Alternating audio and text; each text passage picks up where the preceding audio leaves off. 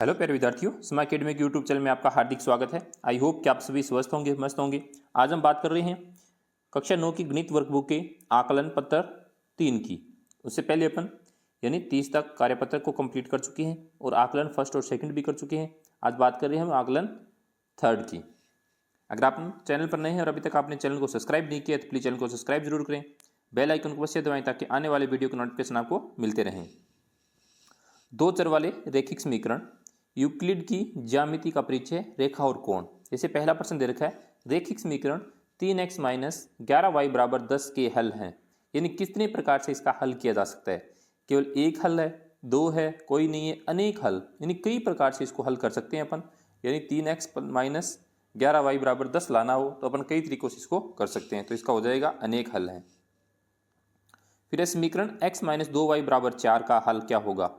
तो x Y बराबर यानी अपन क्या रख सकते हैं, एक्स की जगह और वाई की जगह की हल उत्तर अपना 4 आ जाए तो अपन एक्स की जगह 4 रख सकते हैं और वाई की जगह 0 रख सकते हैं, तो अपना उत्तर क्या आ जाएगा, 4 आ जाएगा। तो आंसर हो जाएगा अपना 4 और 0। फिर है के का मान ज्ञात कीजिए यदि x बराबर 1 वाई बराबर 2 हो तो समीकरण 2x प्लस 3y बराबर के। तो x की जगह 1 रखना है, तो जब x की जगह 1 रखेंगे 2 का 1 के साथ गुणा करेंगे 2 प्लस, और y की जगह 2 रखेंगे तो 3 दुए 6, 6 प्लस 2 कितने हो गए 8, तो अपना उत्तर के का उत्तर आ जाएगा 8। अगला है बिंदु 3 4 समीकरण 3y बराबर के एक्स प्लस 7 के ग्राफ पर स्थित है तो के का मान क्या होगा। तो इस तरीके से जब होगा तो ग्राफ का मान जब पूछा जा रहा है तो 5/3 क्या होगा, 5/3।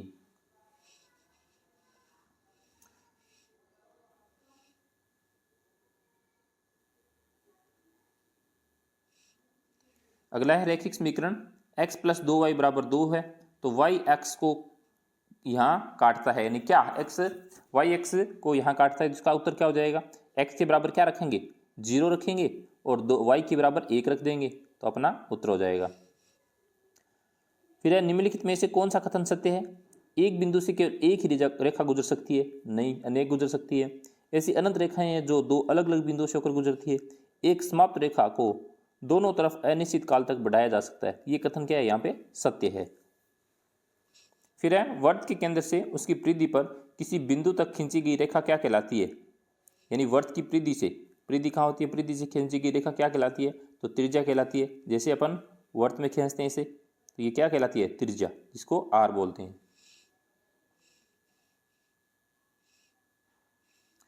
फिर है यूक्लिड की 5वीं अभिधारणा है। यानी यूक्लिड की 5वीं अभिधारणा कौन सी है, तो सीधा ही बात करते हैं अपन उत्तर की।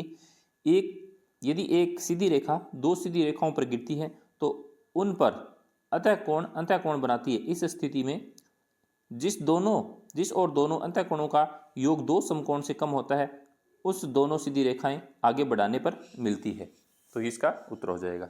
नेक्स्ट है अभिगृहित माने गए हैं। यानी अभिगृहित क्या माने गए हैं, तो उत्तर है इसका गणित की सभी शाखाओं में सार्वभौमिक सत्य माने गए हैं। अभिगृहित क्या माने गए, गणित की सभी शाखाओं में सार्वभौमिक सत्य माने गए हैं। एक प्रतिवर्ती कोण होता है, एक प्रतिवर्ती कोण 180 डिग्री से अधिक का कोण, उसको क्या बोलते हैं, प्रतिवर्ती कोण बोलते हैं। तो 180 डिग्री से अधिक के कोण को। फिर है यदि दो रेखाएं एक दूसरे को काटती है तो आमने सामने के कोण होते हैं। तो जब दो रेखाएं एक दूसरे को काटती है तो आमने सामने के कोण समान होते हैं। फिर यदि किसी त्रिभुज का एक कोण अन्य दो कोणों के योग के बराबर है तो त्रिभुज एक समकोण होगा। यानी किसी त्रिभुज का एक कोण अन्य दो कोणों के योग के बराबर होगा। तो यानी एक 90 का है और दो 45 के हैं तो क्या हो जाएगा, समकोण होगा, वो एक समकोण त्रिभुज कहलाएगा। अगला है नीचे दिए गए चित्र में कौन सी संगत कोण युग्म है। यह आपको एक चित्र दे रखा है, इसमें आपको देखना है कौन सी युग्म संगत है। जैसे P व W, देखो P और W संगत है। R और Y देखो R और Y संगत है। Q X संगत है। S व T, S और T संगत है।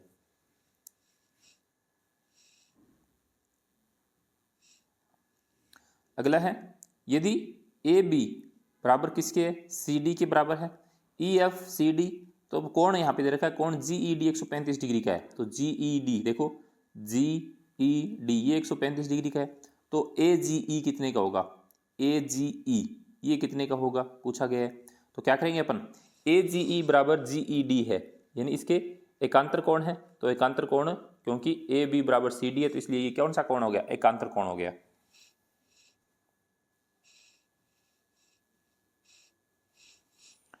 यदि दो समांतर रेखाओं को प्रतिच्छेद करने वाली एक तिर्यक रेखा के एक की तरफ दो आंतरिक कोण 2:3 के अनुपात में है, तो दोनों कोणों में से सबसे बड़े कोण का मान ज्ञात कीजिए। जैसे अंतः कोणों का योग कितना होता है, 180 डिग्री होता है। अनुपात दे रखा है 2x + 3x मान लेते हैं, यानी 180 डिग्री। 5x बराबर आ गया 180 डिग्री, x का मान निकालेंगे तो 180/5 यानी 36 डिग्री, तो बड़ा कोण हो जाएगा 3x, यानी 3x था तो 3 × 36, 3 × 36 का मतलब हो गया 108 डिग्री का। तो सबसे बड़ा कोण 108 डिग्री का हो गया, और बच गया 180 में से 108 को घटा देंगे तो वो सबसे छोटा कोण हो गया। फिर है एक त्रिभुज के कोणों का अनुपात 2:4:3 है, त्रिभुज का सबसे छोटा कोण ज्ञात कीजिए। तो माना कोण 2x 4x 3x है, 2x + 4x + 3x बराबर कितना हो गया, 180 डिग्री, यानी त्रिभुज के कोण है 180 डिग्री। तो तीनों कोणों का योग करेंगे, 9x बराबर 180 डिग्री, x बराबर आ गया 180/9 यानी 20 डिग्री। आसान है, समझ में आ गया होगा। नेक्स्ट है, दिए गए चित्र में POQ एक रेखा है, x का मान ज्ञात कीजिए। जैसे POQ ये क्या है, रेखा है, x का मान ज्ञात करना है। जैसे यहाँ पे दे रखा है एक 40 डिग्री दे रखा है, 4x 3x दे रखा है, तो अपने को इसका मान ज्ञात करना है कि x का मान क्या होगा। तो 40 डिग्री + 4x + 3x बराबर 180 डिग्री हो गया। रेखिक युग्म कोण है, यानी एक ही रेखा पे है, तो 7x + 40 बराबर 180 डिग्री। 7x का मान निकालेंगे 180 - 40 डिग्री, 7x बराबर आ गया 140 डिग्री। x का मान निकालेंगे 140/7, तो कितना आ जाएगा 20 डिग्री। तो x का मान 20 डिग्री है, तो 20 चौके 80 ये हो गया, और 20 दिए 60, 60 ये हो गया, तो कितना हो गया, तीनों का मान 180 डिग्री।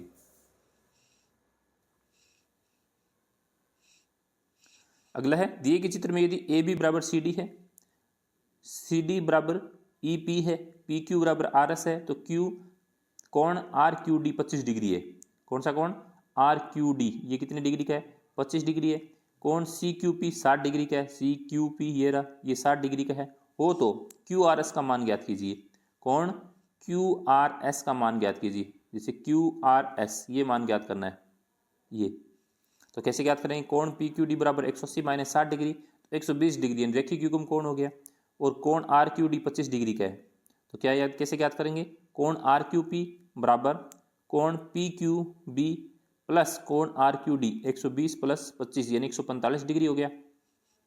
तथा अब देखो ये कोण 45 डिग्री हो गया, तथा QRS अपने को ज्ञात करना था, तो QRS बराबर कौन सा कोण है, RQP, RQP तो 145 डिग्री एकांतर कोण है, तो एकांतर कोण है तो मान समान हो।